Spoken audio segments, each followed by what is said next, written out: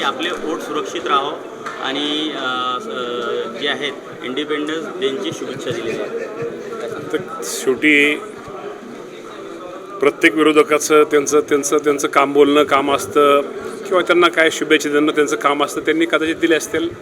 पण शेवटी तुम्हाला माहिती आहे की लोकशाहीतनं आम्ही सगळेजण निवडून आलेलो आहोत.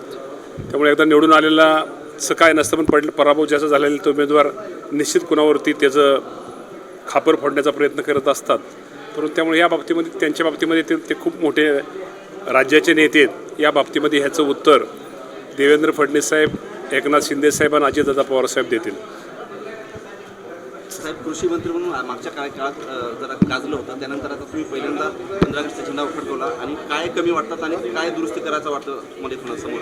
नाही, दुरुस्त करण्यापेक्षा निश्चित प्रकारे शेतकऱ्यांना तो जो शेतामध्ये जो पीक घेतो त्या पिकाला योग्य त्या पिकामधनं चांगलं त्याला उत्पादन कसं मिळेल आणि जो बाजारामध्ये त्याचा जो पीक असेल किंवा फळबाग असेल ते नेतो त्याला कसा चांगल्या प्रकारचा बाजारभाव मिळेल आणि माझा शेतकरी एक आनंद, त्याच्या चेहऱ्यावरचा आनंद कसा दिसेल यासाठी माझा प्रयत्न राहणार आहे. आणि शेवटी मी शेतकरी पुत्र आहे. म्हणजे शेतकरी पुत्र असल्यामुळे शेतकऱ्यांचे प्रश्न, शेतकऱ्यांच्या अडचणी आणि त्या सोडवण्यासाठी काय केलं पाहिजे आणि शेतकऱ्यांच्या दृष्टीने कुठला निर्णय घेणं हिताचे ते भविष्यामध्ये ते निर्णय घेण्याचा प्रयत्न माझ्यासारखा कार्यकर्ता, मुख्यमंत्री, दोन्ही उपमुख्यमंत्री यांच्या मार्गदर्शनाला घेण्याचा प्रयत्न करेल.